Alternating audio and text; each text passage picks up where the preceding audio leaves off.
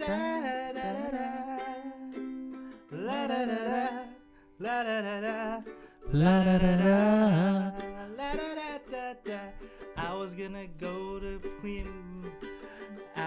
clean my room, but I got high. I was gonna get up and find the broom, but I got high. I forgot the lyrics. Fuck.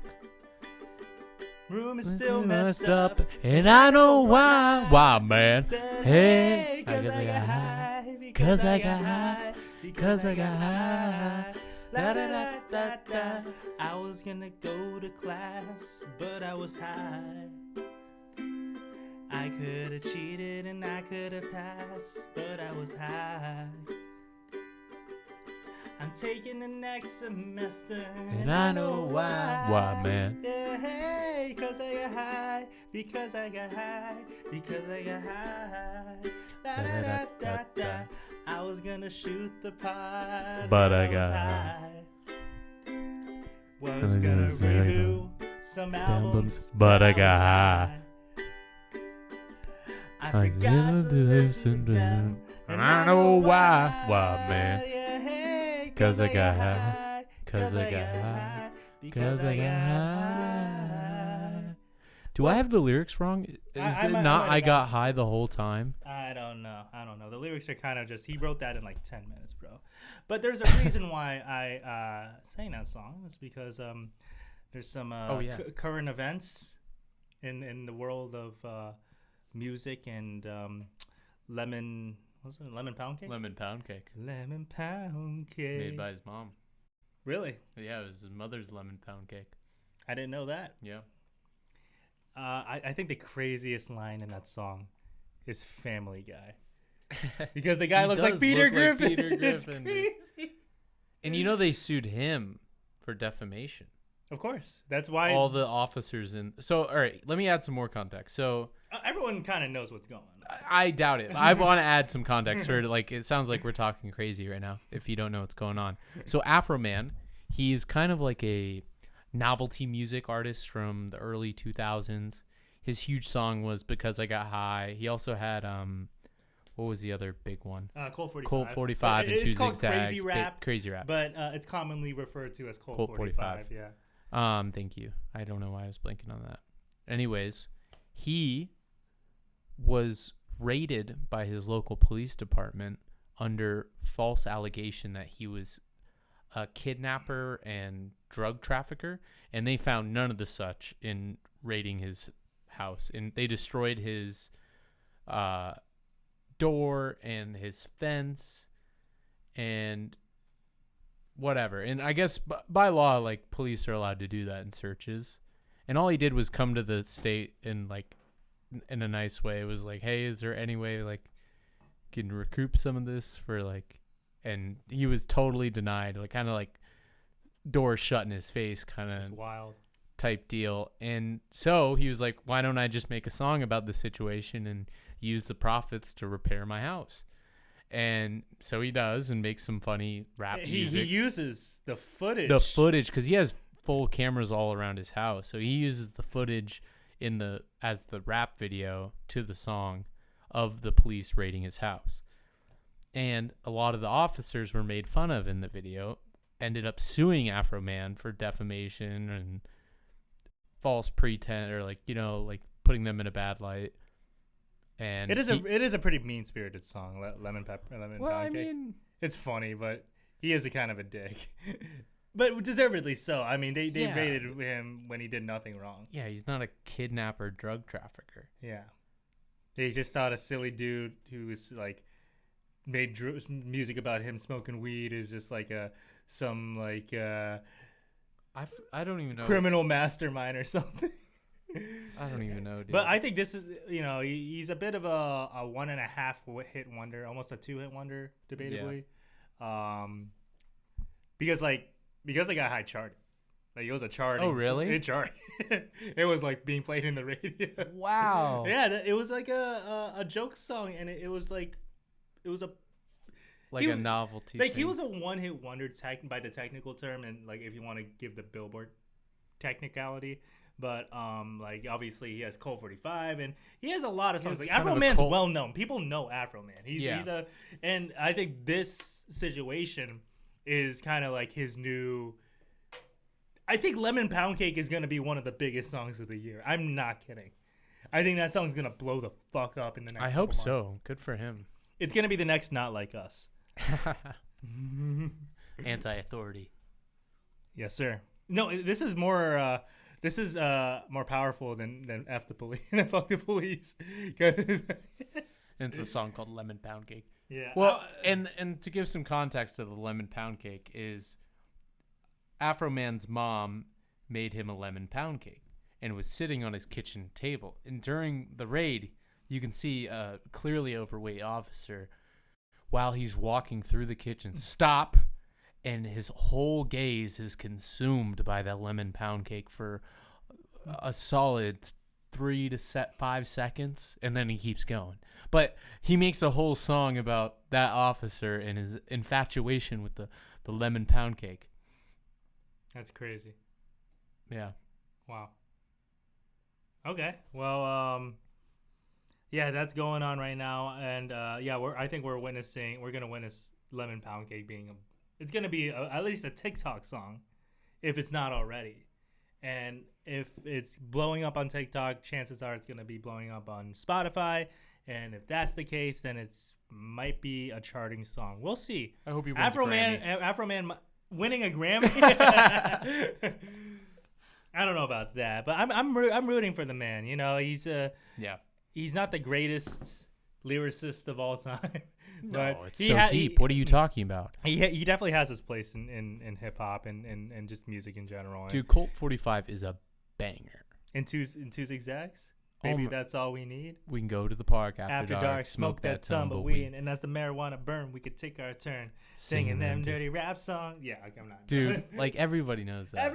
Dude, it's like a crazy. When did I discovered this song from my friend in elementary school. I must have, because and the novelty was, oh my god, he's talking about fucking a chick with a dick that's bigger than mine. or yeah, it's a very raunchy song. Oh, that's the point. And like titties busted open with a Hawaiian punch. There's so many so many iconic lines. But like he just keeps going, and it's just funny. Yeah, it's just funny. And even like the beginning part, like, good morning, lady. There was this blind man, right? He was walking down the street, feeling his way down the street. I think everyone can sing this song word for word, and I don't know. It's a weird phenomenon, and I don't know why everyone just knows that song. If you play that song at a bar, everyone's just gonna sing along to it. And I think they should start playing that song at a bar. Let's normalize bringing back Colt 45. You know how hard that would slap in a bar full of fucking people, just everyone singing. Everyone our age, dude. That song came out in 2001, but for some reason, everyone our age knows that song. Dude. I don't know why. I never hear it out. I think it's because of the novelty that there's a lot of like raunchy shit, and I think us as kids lean towards that type of raunchy shit. Yeah, you could probably create an abridged version to play in a club or something. No, you play it raw and uncut, bro. Hell yeah. Wait, why, dude? You're not in like a kid's place. You're in a 21 and up club. Why not? That's the whole point. I don't know. I think just for pace. But that's because I got high is fine. But it's just like you hear it once and then you're like, yeah, it's cool. Cool 45 has like the replay values. It's a catchy song. It's so catchy. Yeah, that's his best song, but Lemon Pound Cake is going to be up there. Also, he has a Christmas album. I don't know if I played that for you, but he basically does like parody. I think I've listened to it, but I don't really remember it at all. It's terrible. I mean, it's Afro Man making a Christmas album. You get what you get. He's obviously just going to be butchering a lot of songs and make it about like, his dick is not working, or his, he's smoking too much weed, or he's He's very self-deprecating. Of course, yeah. There's a lot of artists like that. Sir Mix-a-Lot. I like big butts and I cannot lie. Yeah. Other brothers can't deny. Or you You go. Rest in peace, Skilo. I wish I was a little bit taller. I wish I was a baller. I wish I had a rabbit. Yeah, that song is iconic too. Yeah, self-deprecating hip hop is just kind of like Dance with the Devil. What the fuck? What the hell? All right, I think we're done with that. Let's transition. We're gonna review the albums we're gonna review today. Since we were already kind of talking about hip hop, should we just stay on that? Yeah, why not? Yeah, you want to talk about? All right, you want to intro the 2 albums we got? So the 2 albums we got. So we're gonna start off later. Usually we do chronological, but we're gonna switch it up this time, and we're gonna do Aquemini. Well, chronological is still backwards. It's either forwards or backwards. Well, I like it forward for chronological. Okay. Anyway, so in any way, 2 time periods chronologically is always gonna be correct no matter what. Yeah, if we have 2 albums. That's stupid. So Aquemini. If we had 3, then then it'd be more of a kerfuffle. Yeah. But Aquemini, Outkast. I don't know. A couple, I think like 10 episodes ago, you were bringing up that you watched a episode of, not an episode, a YouTube video or essay about Andre 3000. Yeah. And how that like you've gained a lot of respect for him. How he kind of no, I just learned a lot about it. I already thought like Outkast was super fucking sick, but like I don't know. I gained a lot more respect for Andre himself, like personally, and like how he navigated the music industry and like I don't know, just some of his personal choices and on taste and records and how much influence he wanted the industry to have on his stuff and like or like the record label to have on the album he's making. Like I don't know, I think he pushed the envelope for rap in a lot of ways just with Aquemini alone, of like moving from totally controlled by Organized Noise, who produced. Controlled is a strong word, but like just produced, but like having more creative control over the production. Oh yeah. Over the years, and then you got like Love Below, where he just produces that. Like he produced Hey Ya. Mm-hmm. He produced Roses. Like he does. Like that's what he. Yeah, it's unbelievable. He's a genius. He's a freaking. He can play genius. So many instruments. But context. Let's go. Let's get some context. So, 90s rap. Pretty good, right? You like 90s rap? I love 90s rap. What do you usually talk about with 90s rap? Well, what regions are usually brought up with 90s rap? Early no, I'm not talking about eras. Oh, I'm what about regions of the country? You talk about West Coast, yes. East Coast. Okay, let's just stop there. West Coast, East Coast. What was going on with the West Coast, East Coast thing? West Coast was like NWA and like Dre, Ice Cube, all them, and all their. You're missing a big one. Easy. No, a bigger one. Who's the biggest West Coast artist ever? You're saying Tupac? But he came from New York. Like I know that's that's so tough. He's West Coast, man. He's West Coast. He's gonna ride. He's West Coast. Yeah, okay. The culture is gonna give him the West Coast. I mean, he's West Coast. He's born in New York, grew up in New York. He's West Coast. He's Oakland. I think East Coast still claim him retrospectively. Well, anyway, at the time in '90s, he was West Coast, undeniable. Yeah, and then you had the East, which is the birthplace of hip hop, and they were having their like kind of like blowing up, with Tribe. Tribe kind of, but like more like Wu-Tang and Mobb Deep. Who am I missing? Biggie, obviously. Biggie. Like, there's so many we're missing. Jay-Z, like Jay-Z, Busta Rhymes. I don't know. You could go on, but East Coast was having their own explosion. So, 1995. Wait, first off, there was this little group in Atlanta. First, Atlanta is known for very dumbed down lyrics, dance heavy, like Crisscross. Crisscross is Atlanta. Jump, Yeah. But these kids from Atlanta, Outkast, they were discovered through Organized Noise, and so they released Southern Playlistic in '94, and then in '95 they won best in the Source Awards, the best new artist, and they were booed as they were walking up. They were booed. Wow. And because the East Coast, it was kind of like a pretty historic night in hip hop, where like the East Coast and West Coast were getting pretty crazy. There's a lot of big figures there. You know, it's kind of like the height of the. And then some guys from Atlanta win. Yeah, and they were getting booed, and by both sides. Essentially, yeah. But because no one respected the South, no one gave South credit. They looked at them as like they dumbed down hip hop. Like you had guys like what's his name? Like Houston. You had UGK. You had Ghetto Boys. They were kind of like the exception to the norm. You know, they were the exceptions. But like for the most part, Southern rap had like a stigma.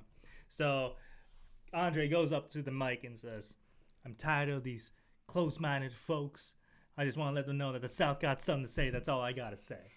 And that you heard that in Aquemini actually. I forgot. I think it was the last track. Yeah, you heard him. You heard that clip from the song. From that. So that quote ended up being like one of the most iconic quotes in like hip hop history, and it like kind of cemented Outkast being like they're here to stay. They're not just like jokes. And that was right before they released ATLiens, which I think ATLiens is kind of like their Good Kid, Mad City, which I'm gonna say here, like the Kendrick and Outkast have such similarities from career-wise to style-wise to, I don't know. Kendrick pulls a lot from Outkast, and the more you listen to Outkast, the more you hear the patterns. But ATLiens was kind of like their like ambitious, like we're gonna be very different, experimental. They literally had a song with no drums. E.T. is one of the craziest songs I've ever heard, where it's literally just no drums, and they're just rapping over like this like almost minimalist beat. I don't know. They were super experimental on that album. But there was a lot of dope beats, like dope album, like song. I don't know. Like that's a phenomenal album. So no one thought they could have topped that. And then they released this. Aquemini. And Aquemini. Us. This. Yeah, that's funny enough. We are Aquemini. I am an Aquarius. I'm a Gemini. He's a Gemini, and now we're Aquemini. And Andre 3000's a Gemini, and Big Boy's an Aquarius. That's the inspiration of the title of the album, which is, I find the irony in the song Aquemini, where he's like, when the sun comes down, heroes eventually die. Horoscopes often lie. Sometimes why? Nothing is for certain. Nothing lasts forever. I love that line because of how big zodiac signs are for like a lot of girls and like a lot of like our culture and how we like take it so seriously. But like he kind of just said like, nah, dude, nothing's for certain. Nothing lasts forever. I'm like that hits. That hits for me. And I think that like Aquemini is one of my. That's just for that. But just, this whole album, dude. This is the most balanced album. This is considered their best album, consensus-wise, because it's probably the most balanced. It's like it's got the organized noise classic from Southern Playalistic. It's got the experimentation. It's got the live instrumentation. You got the individuality from Andre and Big Boy. They both have very different perspectives, both at the top of their game lyrically. I mean, dude. It's an amazing album. It's such a good album. Yeah, I mean, I don't know if it's my favorite. I might have prefer the first album because I do really like that organized noise production, and I think they're kind of like some of my favorite songs, like West Savannah. That's organized noise. West Savannah's a pretty, and that does sound like a song that, because they did say like at the end of the last track, oh, this song was supposed to be from the first album, and it does very much sound like it could fit right into Southern Playalistic and fit perfectly. But I don't know, just like the first track. Well, obviously, yeah, the interlude, which you said that someone played. What was it? They played an instrument. Who? I was talking about the intro. Yeah. That Andre plays kalimba on that. What's a kalimba? Kalimba? It's like a handheld little like piano thing that you like. It's like a plucking instrument. You like pluck these little metal barbs. Yeah. Like these guys are crazy eclectic. Like crazy eclectic. Like who are the eclectic artists that we think of? Kanye, Kendrick, Tyler. That's funny you say Kendrick because To Pimp a Butterfly sounds. I don't know. I get a lot of like To Pimp a Butterfly. Like I think was inspired by this album a lot. Oh, I think Bitch Don't Kill My Vibe sounds a lot like which song? Aquemini. Yeah, it sounds like Aquemini. Guitars and stuff. And The art of storytelling. Oh yeah. That's the art of peer pressure, the art of storytelling, the George Clinton feature, CeeLo on like Liberation. Liberation sounds exactly like Kendrick. Yeah, it sounds like one of the songs on Untitled Unmastered, which is funny enough because CeeLo Green is also featured in that song, one of those songs too. And those were the cutting room floor of To Pimp a Butterfly, right? Yeah. Untitled Unmastered, that is. Mm-hmm. So yeah, did you come across this? Is this the first time you've like listened to it from beginning to end? Yeah. Okay. For sure. So yeah, it is. I know a lot of the songs. Yeah. Like Rosa Parks is a big song. Art of Storytelling is a big song. Skew It on a Barbecue. There are a lot of like some of Outkast's best songs are on this album. And surprisingly, this song blew up recently on TikTok. Spotty Yachty Dopalicious. Thank you. Yes. So, Spotty Yachty Dopalicious is a.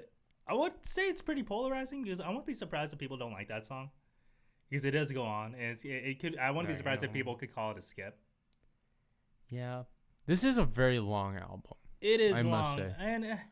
I'm not going to knock it for being a long album. Honestly, I'm going to prefer short albums, but I'm not going to say it has to be a short album.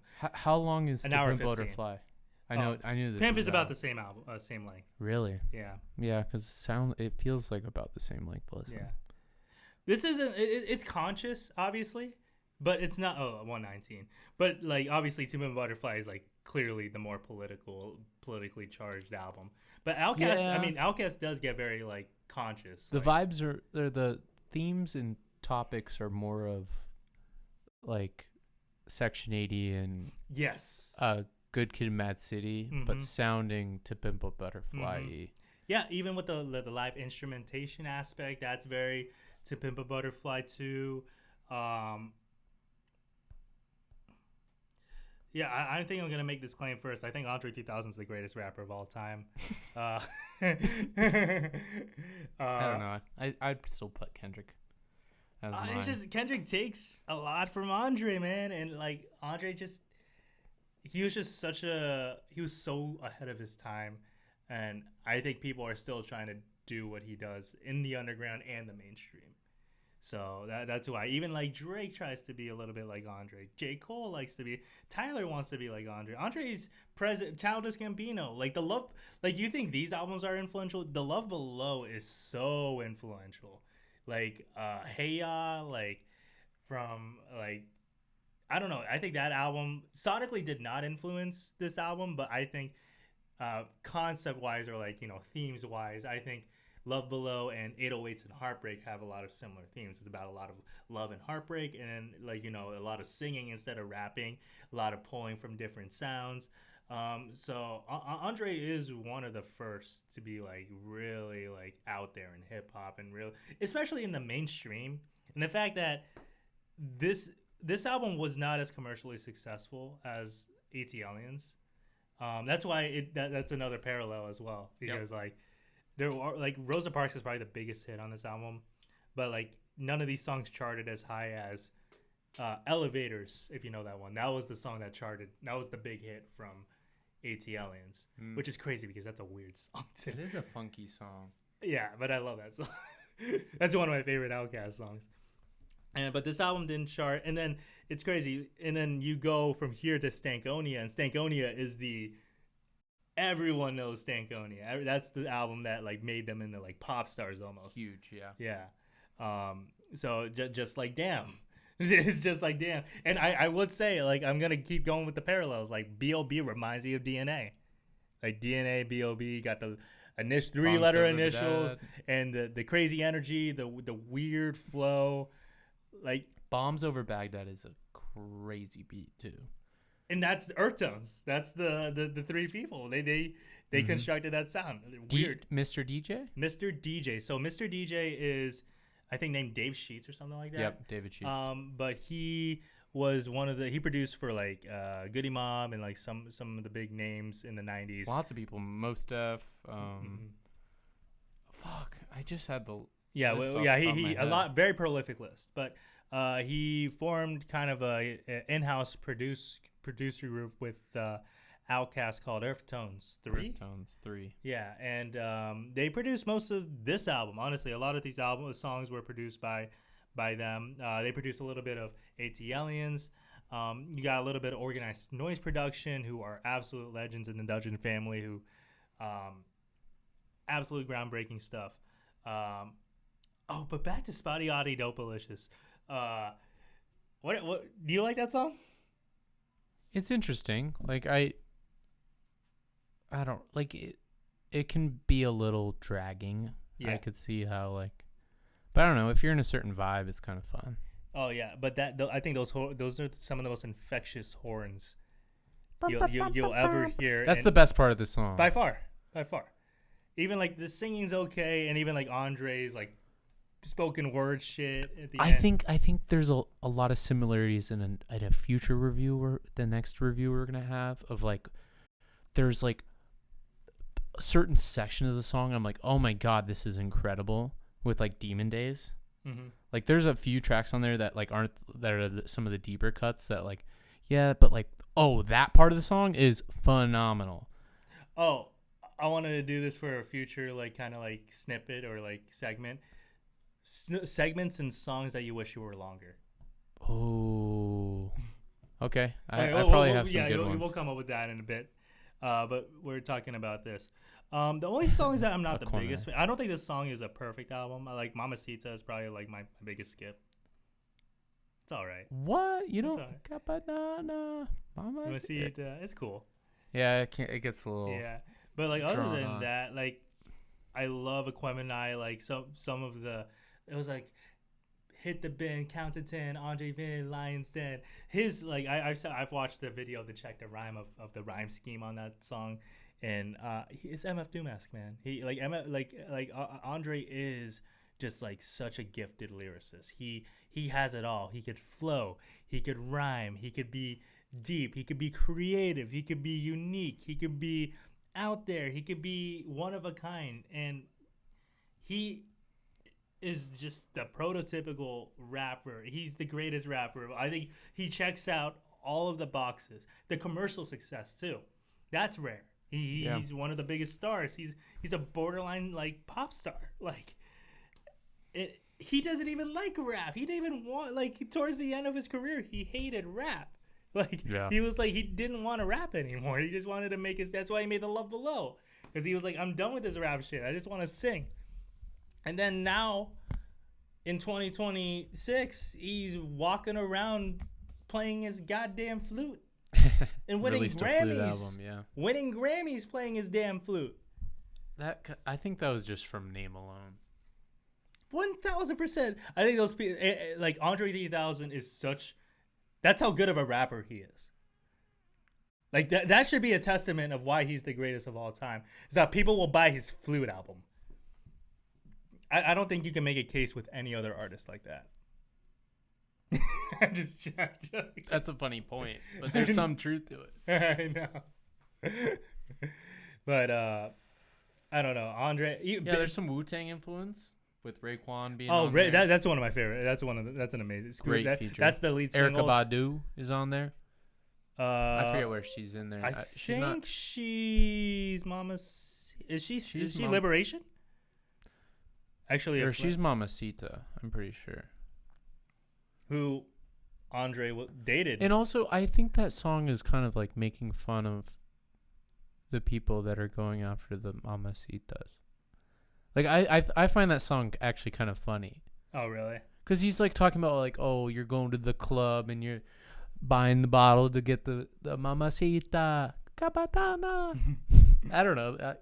I might have misinterpreted that. No. I mean, song. No. It's just like, I'm sure that's cool. I just like, it was probably like one of the ones I like. It wasn't the ones I played the most. I'll tell you my favorite song. You listen on vibe.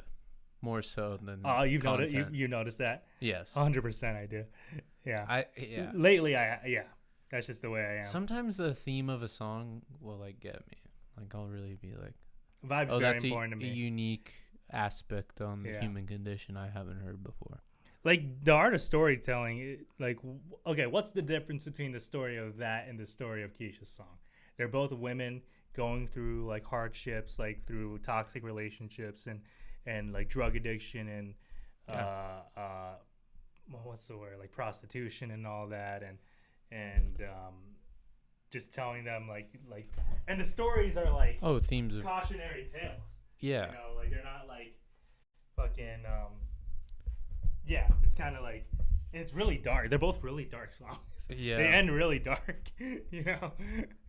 Well, so, that's real life. I mean, like that's what happens. There are no real good stories coming out of that. Like, I forgot to mention. I don't know if you heard it, but on the music video of the Art of Storytelling Part 1, there's a feature from who's the greatest storyteller in hip hop all time, who's usually in the conversation.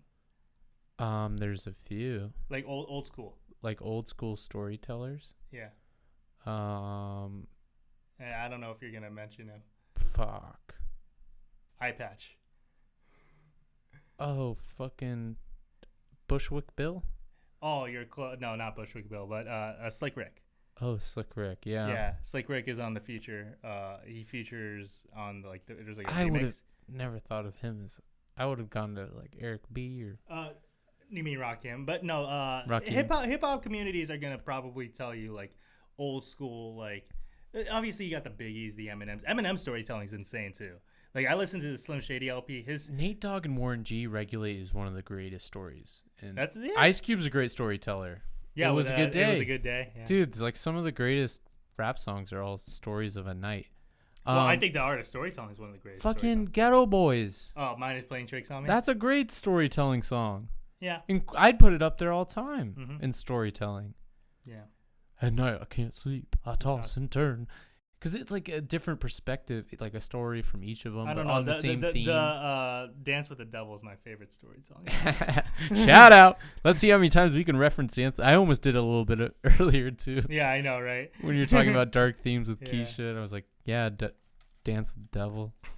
That's a great storytelling song. Yeah, it is. It is. Yeah, he raped his own mom.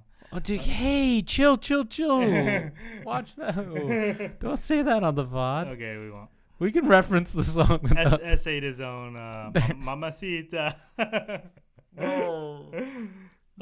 Y'all Scared, though, featured Goody Mob.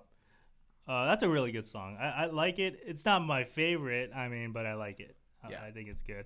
But I think, like, just the first 4 tracks, banger, bang. I think those are my first favorite 4 tracks. Return of the G, Rosa Parks, Skewered on the Barbecue, Aquemini. Since I was a kid, I've been playing that shit. Like I was listening to this album when probably like high school. Okay. And then I picked out my favorite songs and just played those songs. Obviously, Artist Storytelling was the one I played a lot. Yep, that's one I have on my list. Honestly, when I made my list in high school of old school rap, the Art of Storytelling is the only one I had. Yeah. From this album. Yeah. Rosa Parks. I have more from Outkast, just not from this that's album. Fair. Yeah, but Rosa, I just love Rosa Parks. It's just such a cool song, and the music video of him wearing the shoulder pads and the crazy outfit I showed you, and that's the one thing that Andre is he's just a little off. Avant-garde. But like I never felt like he was fake. It kind of reminds me. You know who he reminds me of? Dennis Rodman.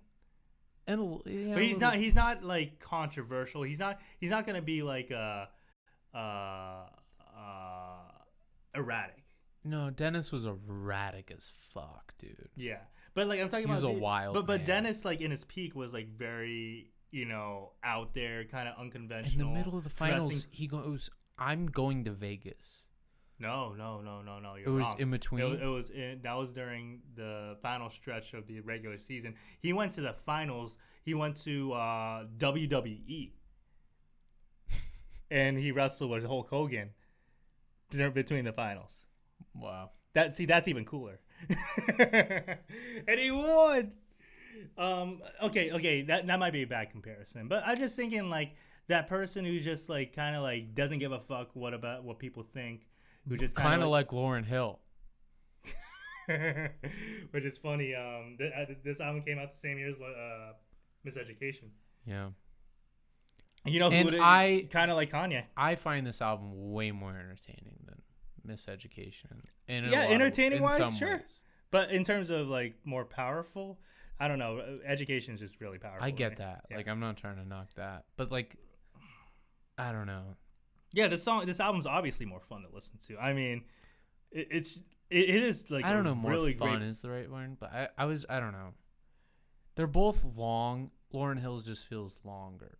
Yeah, like it's bloated. It's a little bloated. Like I feel like you could have cut off like 15 seconds of a few tracks, and it wouldn't have ruined the integrity. Because like just those refrains at the end are just like looped over and over again. Do you like part 2 of Dar Storytelling too? Yeah, it's good. It's good. Definitely not as good as part 1. Not as good as the part 1, yeah. But that that reminds me of Kendrick. Him rapping like that, like with like the distorted voice and all that. I don't know. I do get heavy Kendrick. It's just like Kendrick is all over. Well, even in Super Duper Dopalicious, the damn, that's a super distorted voice of Eric Andres. Yeah. I keep wanting to call him Eric Andres. Eric Andre 3000. Eric Andre 3000. Andre Benjamin. Yabupe. Yeah. Bird up. Yeah, I can't ask you because my favorite's probably Southern Playalistic, just based off the biases. This might be the best from beginning to end. But AT Aliens is in the conversation too, because if you listen to AT Aliens, that's a banger to listen to. That's a really good album. I think Stankonia is a little overrated, personally. I think there's a couple skips on that album. The good songs are really good. Obviously, you have, and I'm not the biggest fan of Miss Jackson. It's not like my favorite song. And then what was the other one? Speakerbox Love Below. I actually like Speakerbox better than Love Below. Speakerbox just sounds like Stankonia Part 2. Like I don't think it just sounds like more of the same. It almost sounds like just an extension of that. But what a continuation of but with what Andre was doing, he was just kind of like just doing whatever the fuck. He was trying to be like Prince. He was trying to. That's a better comparison of Andre 3000. Kind of like the Prince of rap. Oh, that's actually so. It's perfect. Because even Prince as a title. No, because Prince is like his biggest inspiration. Who do you say is the king of rap? King of rap. I mean, if Andre 3000's the Prince of rap, it's got to be an OG guy. I mean, Prince of Rogers Nelson. It's got to be older than. I mean, I'm a Rakim guy, so give me Rakim. Rakim's the king of rap. Yeah. Yeah, but no one gives a shit about Rakim. I don't think you're. Yeah. You could ask 1,000 rap fans. I can tell you. No, you could ask 10,000 rap fans. I'll tell you, 500 of them probably know who Rakim is. Yeah. So, that's just the way things are. Tupac or Biggie? Tupac or Biggie. The Emperors of rap. You think you could stump me on this? Oh, yeah. Let's go. All right. No. Use it off your phone and play it off here, and then let me. I want to see if I can play just the fragment of a song off this album. Because he says he knows this like the back of his hand. If he can guess it within a second. Play it right next to the mic. Okay, I will. I'll pick a song.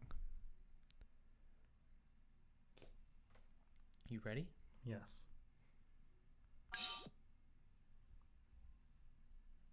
Sounds like synthesizer. No fucking way you got that. What? Baby gotta eat slump.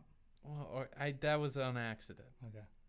Because that's the next fucking track. I'm not that stupid, dude. All right.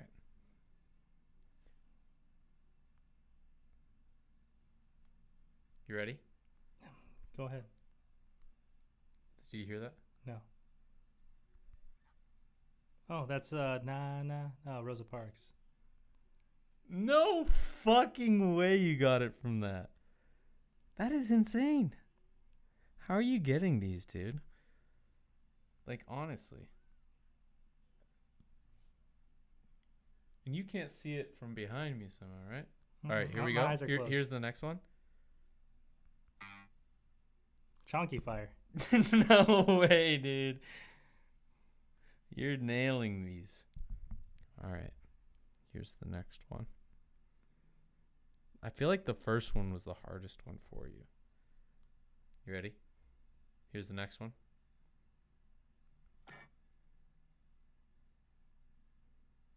West Savannah. Yes. Oh my god, dude. You know why? Because that sounded like organized noise. No way. You're just guessing and you're guessing these right. You ready for the next one? Yeah. Old school plays the new school fool. Scoot on the barbecue. Fuck you, man. You're fucking like honestly too good at this. It's like scary. All right. You want to go outside of hip hop? Just do any song ever? All right. Here. Oh, Return of the Gangsta. Return of the G. Oh my god. All right.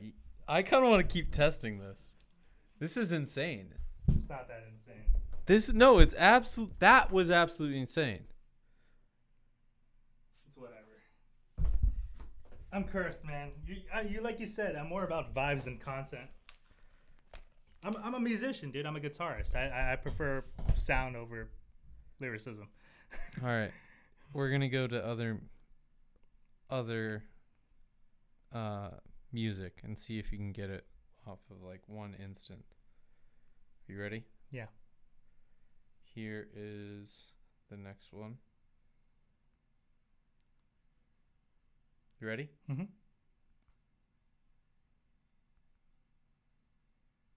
All right. Did it play? I don't think it was a good song to pick. I didn't hear anything. I didn't hear anything. Here you go. Here's the song.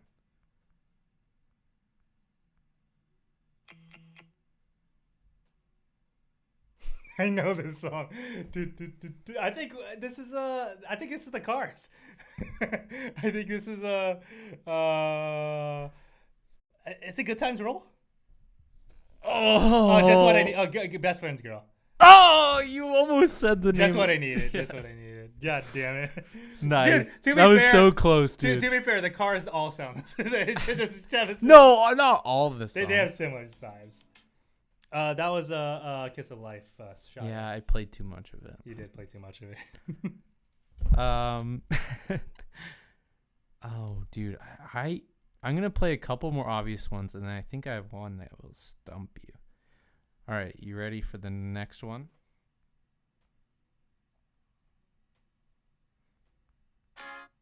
Oh, choosing Texas. Come on, dude. Ooh, let's see. Can we get something deep? Something that you might not get right away. If it's a song I don't know, then it doesn't count. I know I'm picking a song you definitely know. Like, I'm not going to cheat you. I'm not going to play you a rhythmatic song. Which we that's love. A deep pool right there. Which we love, rhythmatic. If he's still watching. Hey, man, love you, Chris. Here, let's see if you'll get this one. I definitely know you know this song. You ready? Mm-hmm. Oh, Midnight in Harlem by Tedeschi Chuck's band. I showed you that song, bro. Come on. Just off of that. All right, we're gonna go. You want to stay in hip hop? You pick a genre. No, you do whatever you want. Just as long as it's a song I know. If it's a song I know, I'm gonna get it. I got the next one. You ready? Mm-hmm.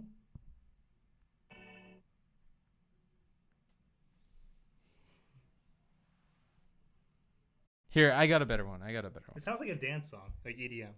It's not, but here, I got a better one. You ready? Mm-hmm.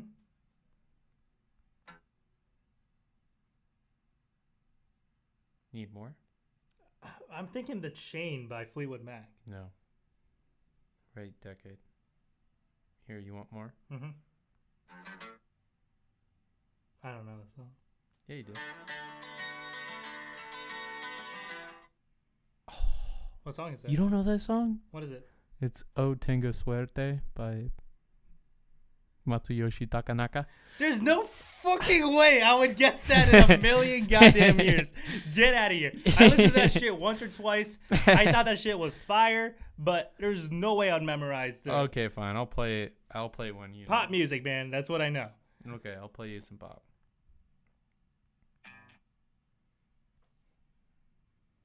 Is it My Life Would Suck Without You by Kelly Clarkson? No, it's Anti-Curse by oh, god damn it. Genius. Boy Genius. Okay, let's go with this. You hear it? No. The fuck is that? I would have got it off of that. Play it again.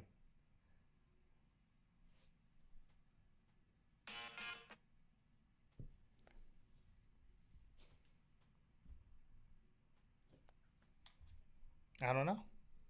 Oh, yeah, man. Come on. You stumped me. Dirty Harry, the Gorillas. I would never guess that. I've listened to that song once. Shut the front door, dude. You've listened to that song once? When I played through, or maybe like twice or three times when I saw like a top 10 Gorilla song. This has like 380 million plays or something.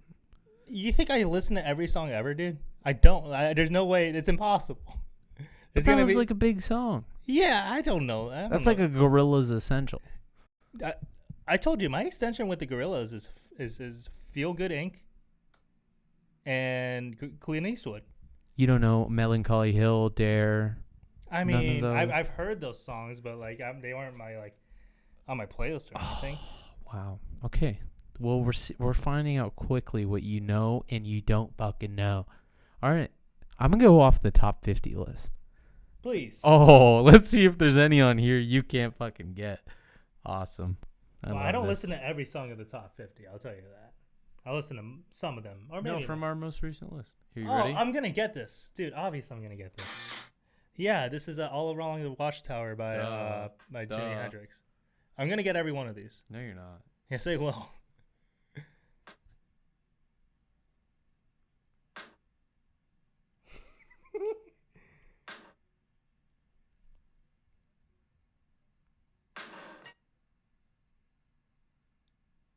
No, I'm not gonna get that. I don't know this one. Oh, goddamn! Light My Fire by. You still got it pretty quick. Yeah, but just from that. Oh, Jolene. Dolly Parton. Come on, that's so iconic. Reeling in the Years by Steely Dan. Long. Oh my god. Fast Car, Tracy Chapman. No way. Fuck you. Off of a snare? Yeah. Off a hi-hat? It's a pretty iconic snare, man. Come on. It was a hi-hat. You got it off a hi-hat. Pretty iconic hi-hat. No way, bro. Fuck you. A Change Is Gonna Come, Sam Cooke. You played it? I just played that. The next song? Do it again. Oh, wait, I know this. I'm not playing it again until you want it again? Is it Santana? Wrong. What is it? Why'd you make a guess?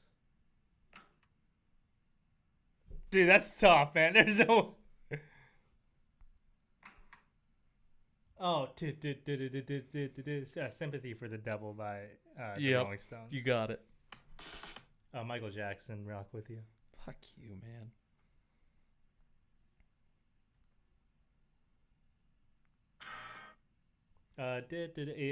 Mercy, Mercy Me, Marvin Gaye. Fuck you, dude. Literally.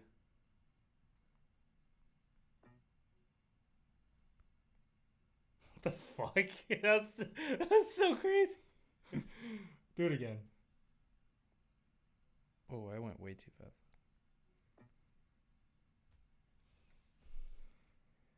I have no clue. Let's stop. Oh, The Iconic Chase by Lobby Seafray. Yep, Lobby. Feel Good Inc. by Gorillaz. And now My Way by Frank Sinatra. Listen to the Music by Doobie Brothers. Come on. Yep, that was too obvious. Like some of these, dude. They're just iconic songs. I mean, of course I'm gonna Get Lucky. That one was too easy. One more time. I accidentally hit skip. Ignore.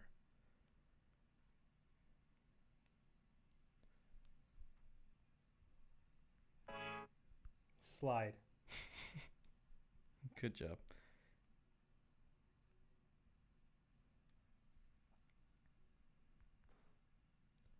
You hear that? No. You hear that? No. Oh, really? You're not hearing it? It's literally making a noise, bro. I don't know the song. You did? Oh, wait. Hear it again.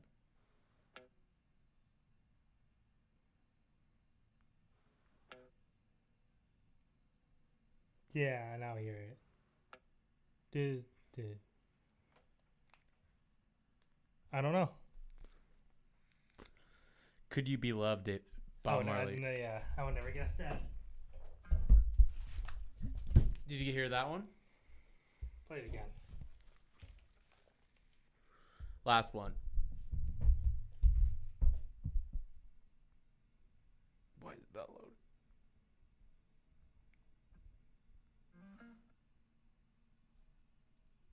Did you hear it? I heard it.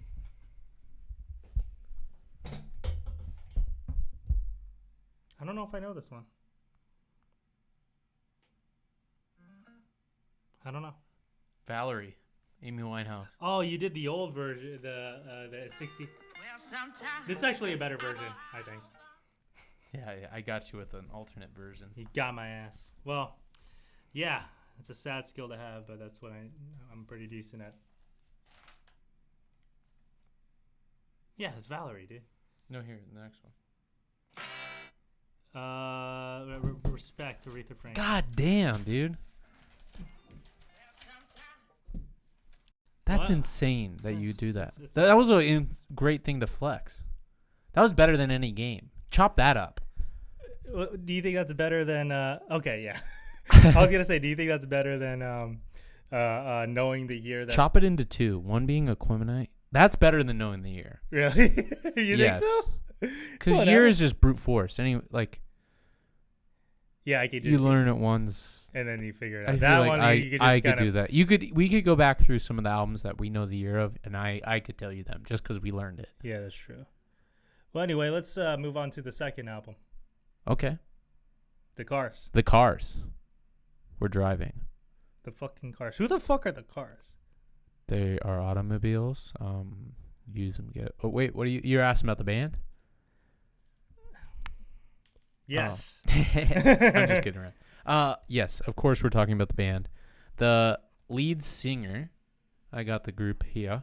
We got Rick Ocasek.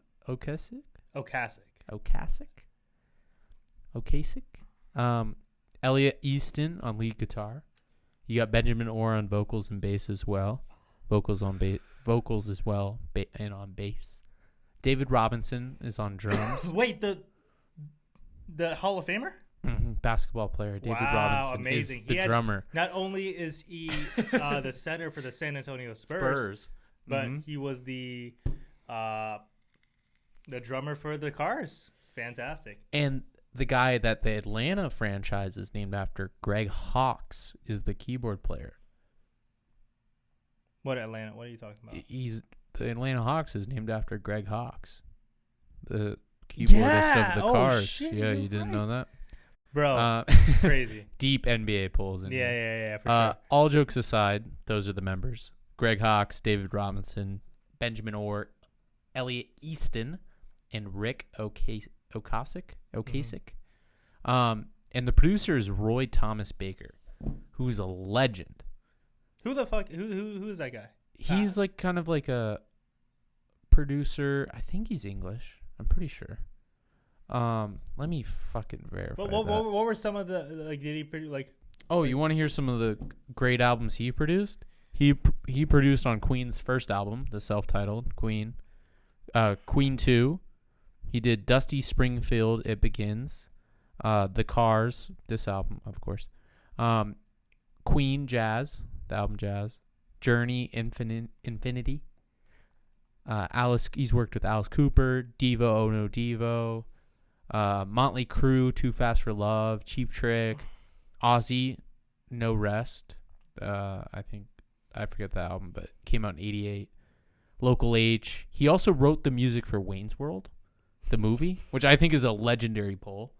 Like, what an icon. Wayne's World. Wayne's World. Wayne's World. Excellent. Well, Wait a second. Time out. You know what I realized? What? This is the plot of Wayne's World. Yeah. What we're doing. Wait, it's about two dudes who start their own radio show and talk about music. We're fucking...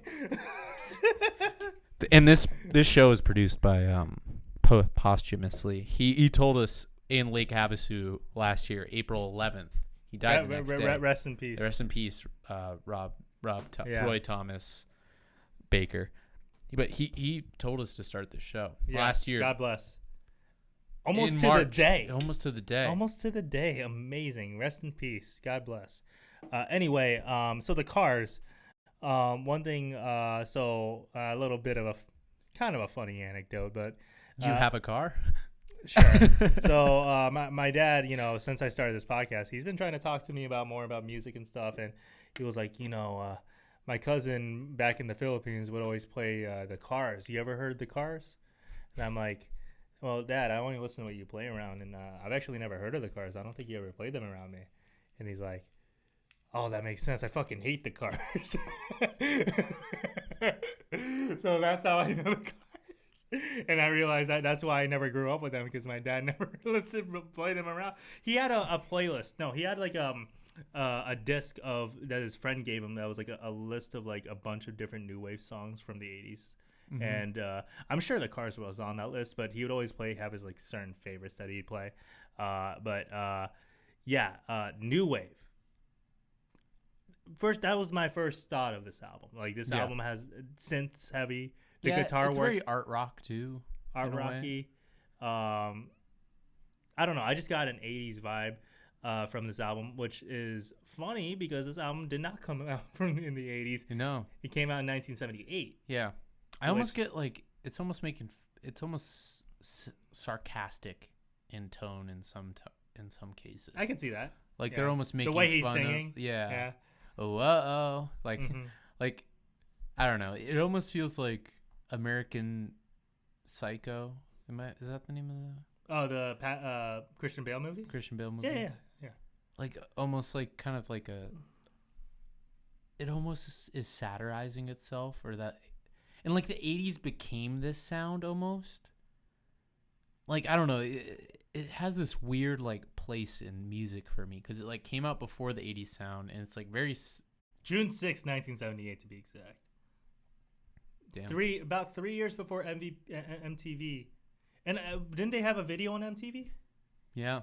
But the video was shot before MTV was a thing, or was it shot for MTV? I don't remember the story. And will you let me go back for a sec? Speaking of MTV, Outkast had an Aquemini movie that they wanted to shoot, and MTV was about to fund it, but they ended up going with Missy Elliott and Busta Rhymes show or whatever, or movie instead, or I forgot what it was. But what could have been an Aquemini show or movie? Well, there ended up being a Idlewild, which is their last album, and that ended up being a movie, which I have not seen, which I don't know if I really want to see, because I don't think it was a very good movie. You've heard it. I don't know. Not received well.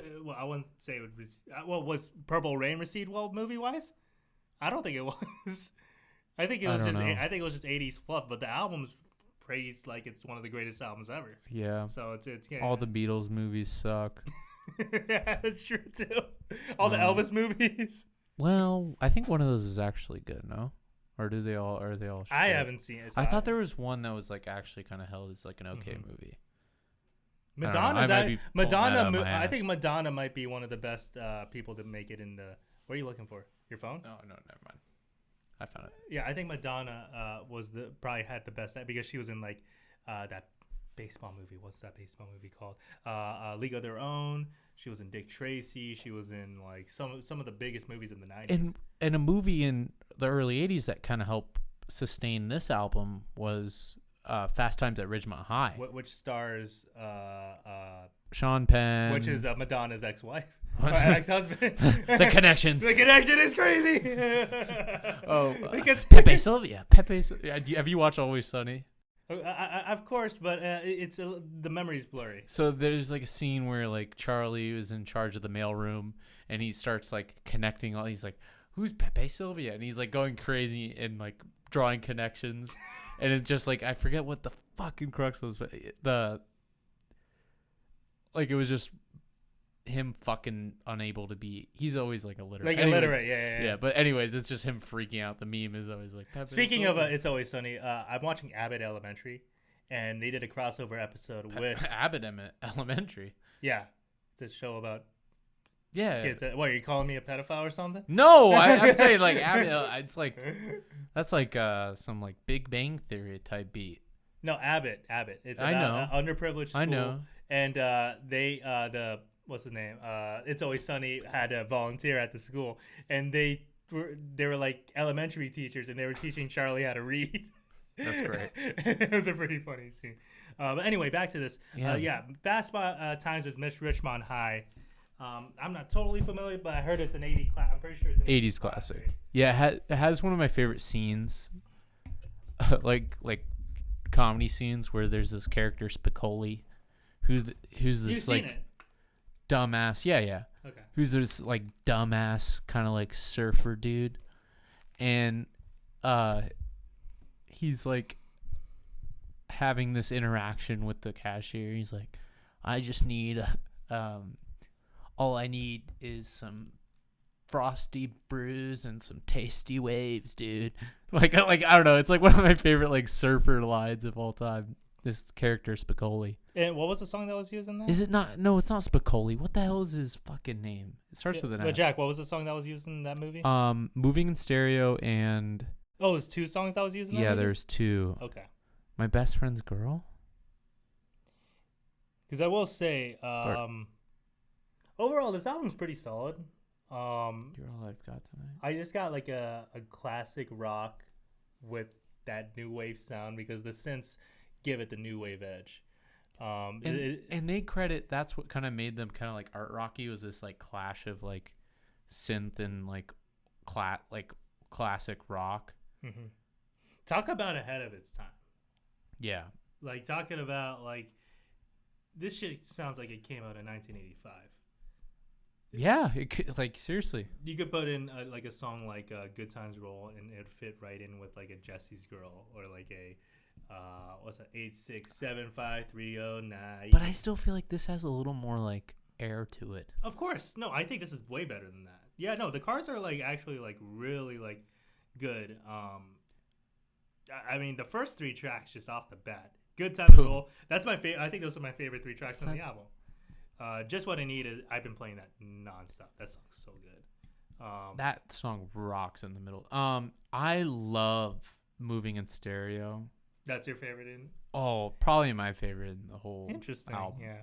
It is pretty different compared to the rest.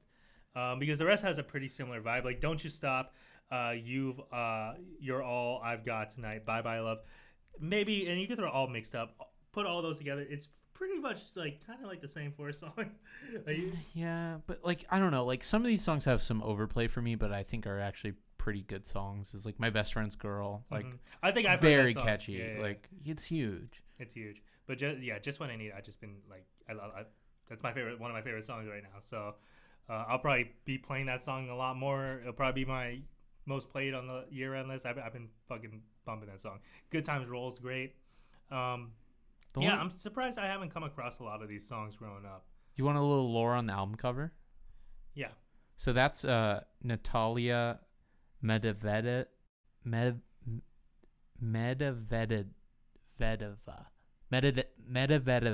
It's kind of hard to say. Medvedeva.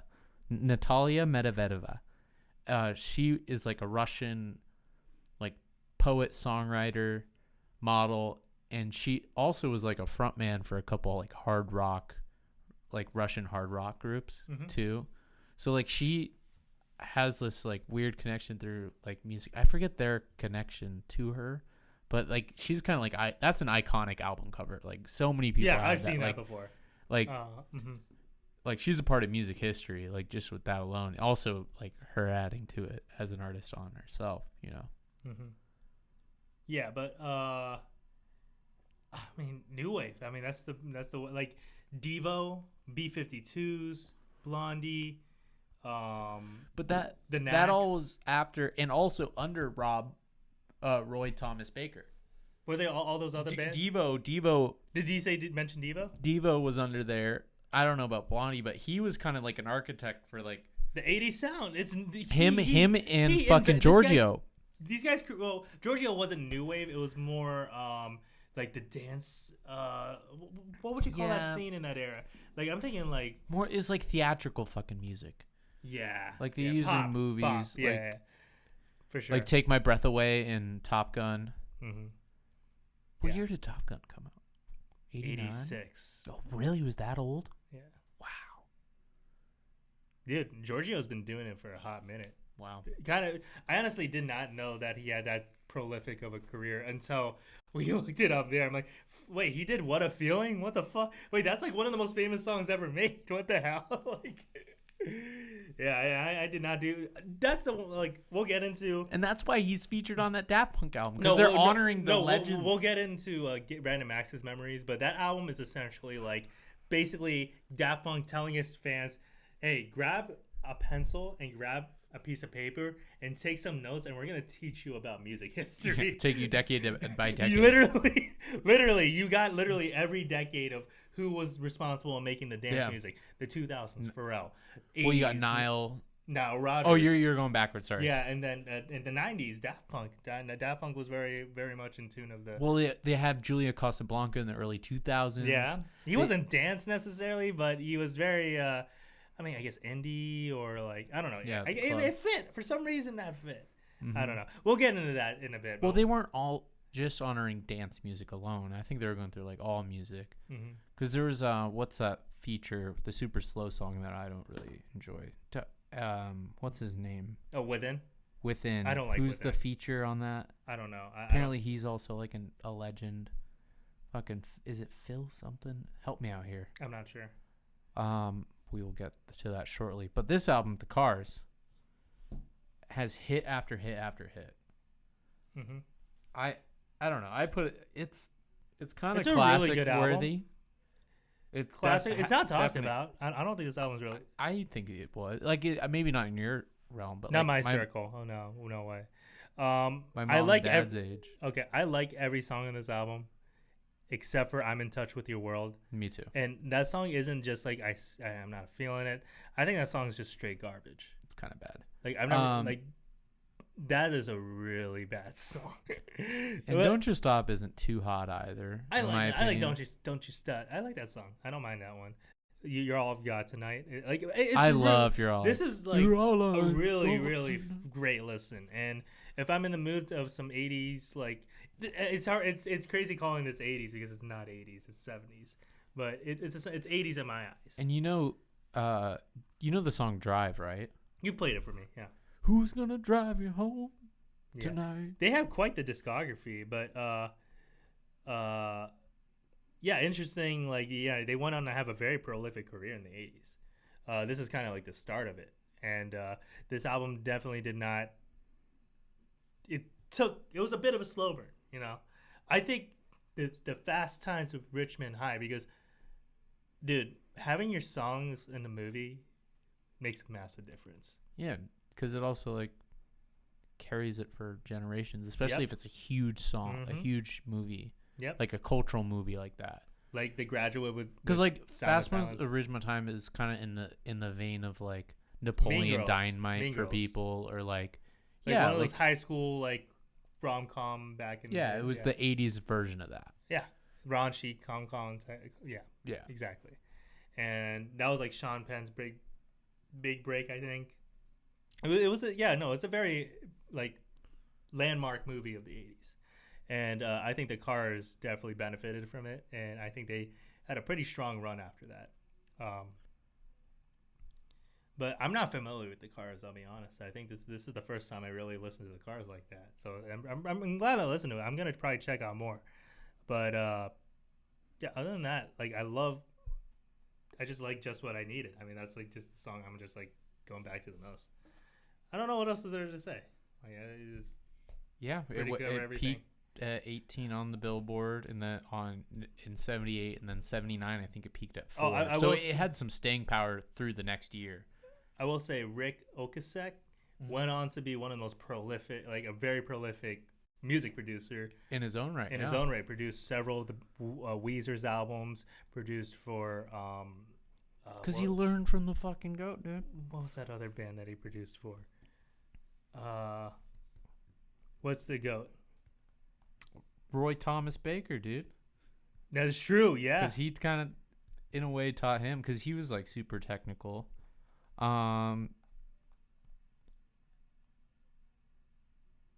Okay, Rick Ocasek produced for, well, he produced for the Cars, obviously. Weezer, Nada Surf is a big band. Bad Religion is a big band. Mm-hmm. Guided by Voices, No Doubt. Okay, he hasn't. He like it's a good resume. I won't say it's like excellent. Yeah. But like, you know, some pretty big names out there. Weezer's probably the most recognizable out of all. Yeah. Which albums by Weezer? The first one, Green album, and then like another one. But like probably the most important album, Weezer. You know, I can kind of get some Cars vibes from the Blue album. No, don't you? Yeah. No, I can see.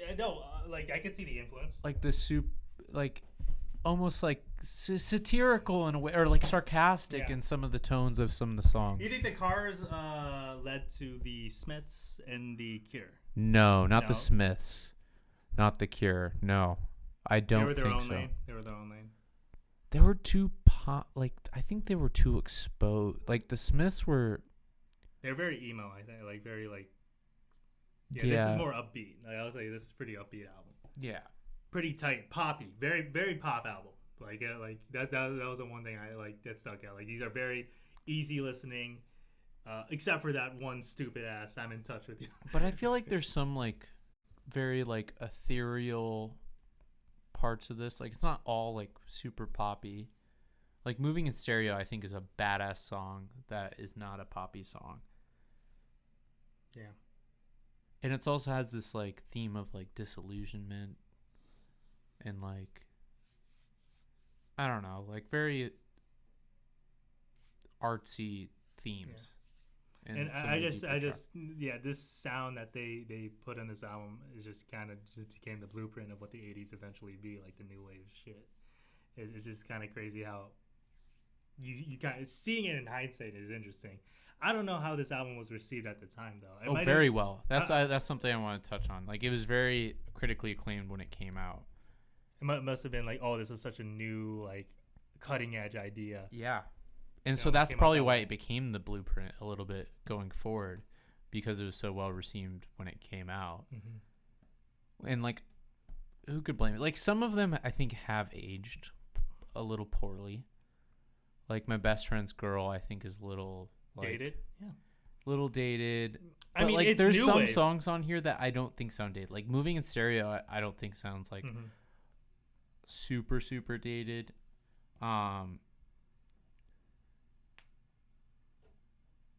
Just What I Needed kind of sound. Just What I Needed. Oh, it's super 80s. It's like I love the song, but it doesn't like change. Yeah. Like you could like dated music. Like dated music doesn't mean it's bad. No, it just means it's of the times. Bye Bye Love doesn't sound super dated.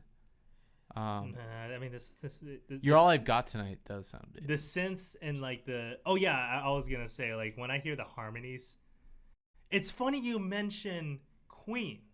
Yeah. Because the harmonies remind me heavily of Queen.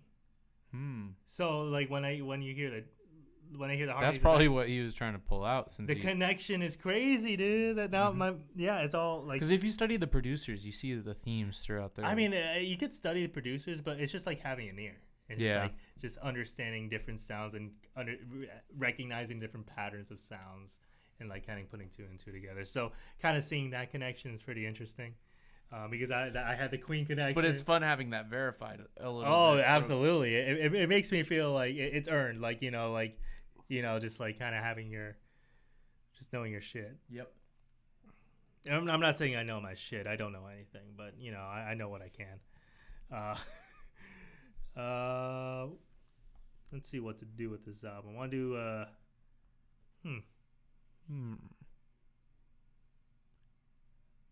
Want to do Keep 3 Cut 3?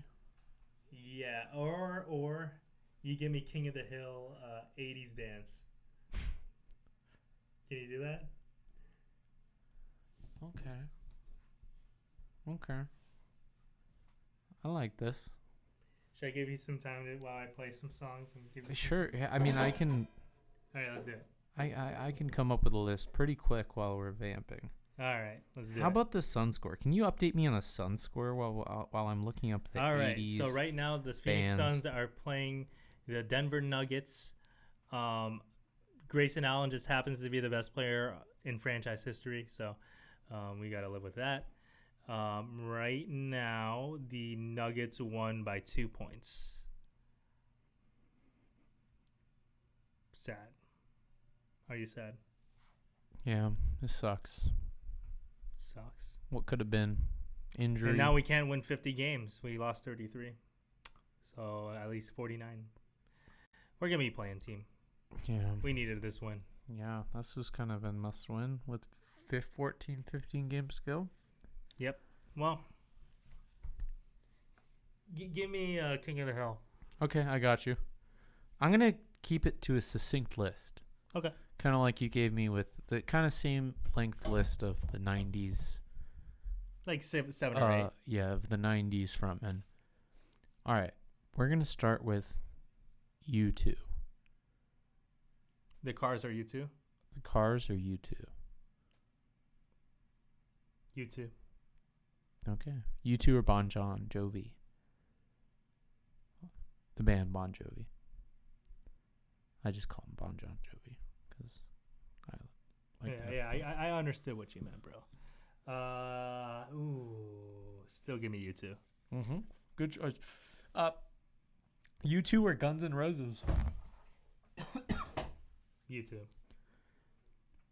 U2 or Metallica? Ooh, Metallica. Metallica or Def Leppard? Metallica. Metallica or Van Halen? Metallica. Metallica or The Police? Oh, we're going to do preference. Give me The Police. Just add a preference. The Police or AC/DC? The Police. The Police or Dire Straits? Recency bias. Give me Dire Straits. Dire Straits or Queen? Queen. Okay, there you go. Queen's the best band of the 80s, even though they're better in the 70s. How does that work? I don't know. I think... but a lot of these bands had stuff in the 70s. That's what I'm saying. Yeah, all of these they all had to bands. adapt to the later times.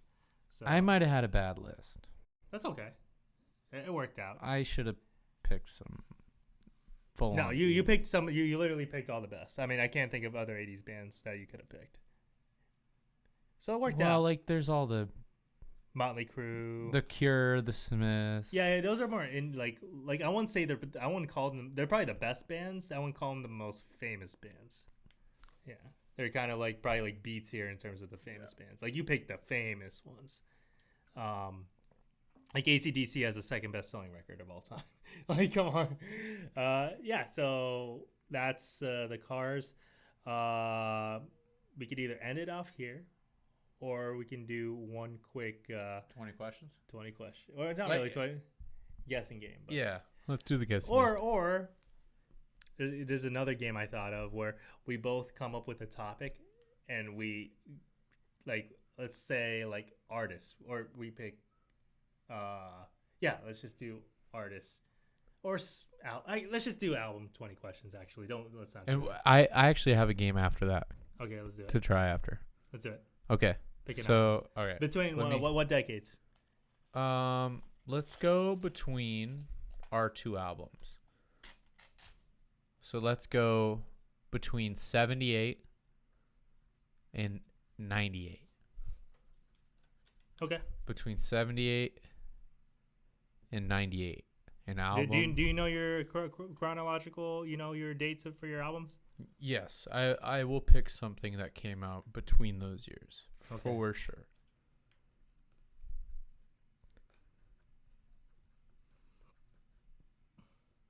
All right, I got my album.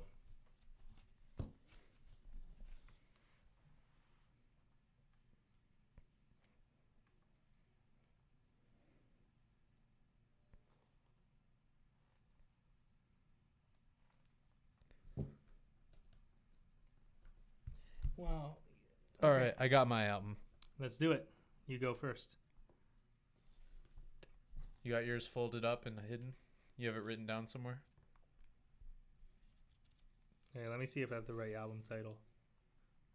But you have it written down. Yeah, I have the right album title. Okay. Turn the page or hide it however you must.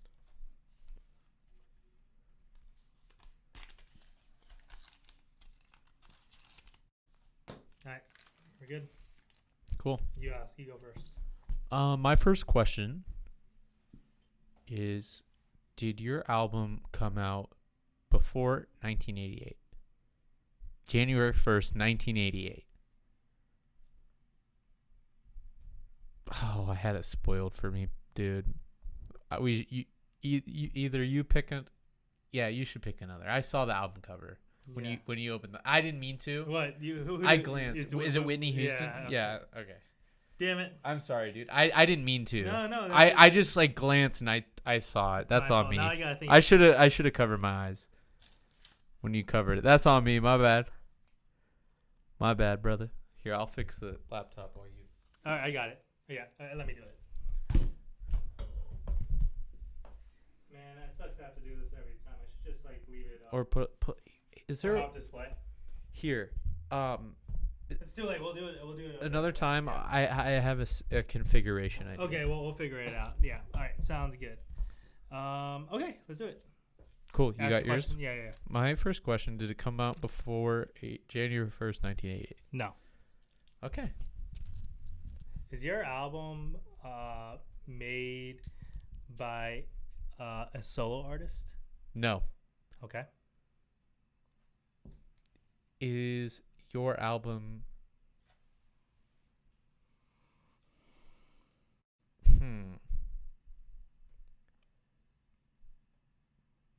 Does your album predominantly fall under hip hop?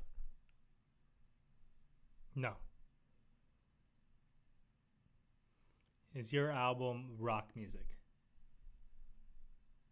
No.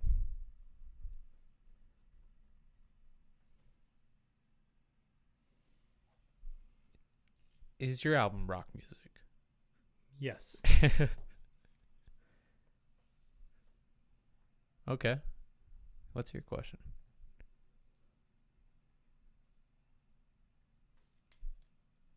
Is your artist still alive? I don't know. Can I look it up? Of course. No, you're not allowed to. You got to find out. What if it's mixed? What do I say? Because you're supposed to ask yes and no questions. Yeah, that gives me information. But I could say yes or no. Let me see.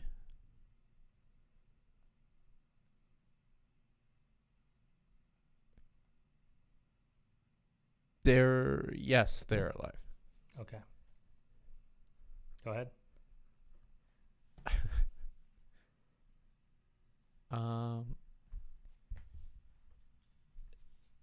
Is your album by a band? Yes.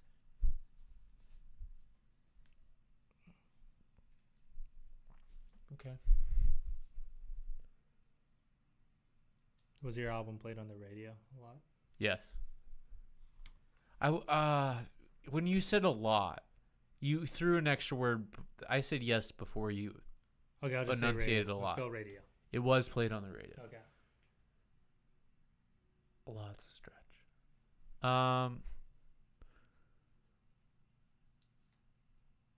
Is your album from the grunge scene? Yes. Is your album R&B?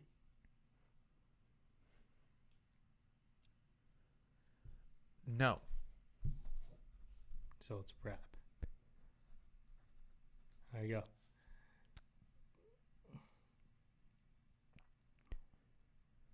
Oh, I have a.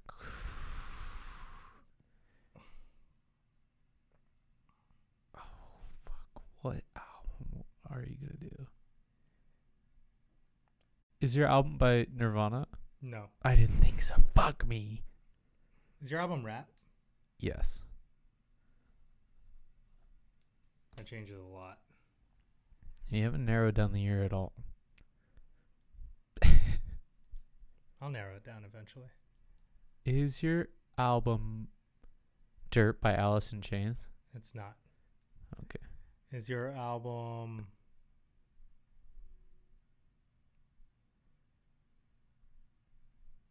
Did your album... Is it a debut album? Yes. I think I know what your album is, but go ahead. Is your album by Pearl Jam? Yes, I think I got a sniper here. Is your album Wu-Tang? No. Oh, what? Okay. You mean 36 Chambers? Yeah. Yes, I knew what you meant. Is your album 10 by Pearl Jam? Yes, it is. Damn, you picked an obvious. Well, what's your answer? You didn't really narrow down. You went pretty general. My album. Do you want to ask more questions? No, just. Mine is Paid in Full by Eric B. and Rakim. Oh, that would have been. That's a good pull. I love that. Actually, I fucking 88. Yeah. That's why I always go year first, because I shut down half the. Yeah. I don't even have to think about anything pre 88. Have you heard that album? It's pretty. Yeah, of course. It's dated, but there's a lot of good songs on the album. Like Yeah. I Ain't No Joke is so good. Move the Crowd, Paid in Full. Eric B is still president. And we talked about Rakim, so that's why I picked it. Yeah, you got my ass. I think I'm kind of done with that game. All right. What's your game you want to do? Well, we could pick. Or you want to wait for the next pod? I'm kind of tired. You want to try? We'll just hear out the game and tell me if you want to do it now or later. Let's listen. We go 3, 2, 1. We'll pick a topic or a general area, and we both say something related to that topic. And we keep trying to say a word 3, 2, 1 until we say the same word. So you treat fuck music. Let's just do NBA players. I don't know. You don't know NBA players? We could do. That's why I want to do music. Let's do rap. Okay, music. Yeah, we could do like rap. We can pick rap as a topic. Okay, artists. Let's just do artists. Yeah. All right, ready? You want to pick a genre? No. We just got to say the same one. I see. Yeah, music 3, artists. 2, 1. DMX. I was gonna say Kid Cudi. Okay, let's think of something. All right, ready?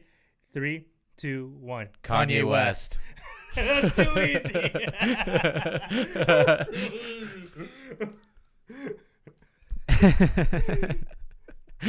That was crazy. DMX. All right, let's do it again. 3, 2, 1. Miley The Beatles. Cyrus. Okay. 3, 2, 1. Dire Straits. I'm going away. All right. 3, 2, 1. The Police. Oh, I was thinking it. I was not copying you. I was literally thinking about saying The Police. All right, one more. I wasn't quick enough. I should have said. Honestly, this is too easy. I think. What do you think? The same. It's too goddamn easy. I can't believe you got that. That was crazy. I swear to God, I was thinking Police. 3, 2, 1. Sublime. Shit. See, I did, but I was thinking The Police. Tupac. Let's go Tupac. Okay. Sublime. Tupac. 3, 2, 1. Gwen Wu-Tang. Stefani. Okay. 3, 2, 1. Britney Spears. Outkast. 3, 2, 1. NSYNC. Lauryn Hill. Yeah, you that one did you kind of. I want to do Lauryn Hill. Well, okay, I did NSYNC. All right, ready? 3, 2, 1. Boys to Men. Gorillas. You gotta do it at the same time. Okay. 3. Wait, let me think of one, dude. All right, what did you just say? Boys to Men. I did Gorillas. All right, think of one and then you count down.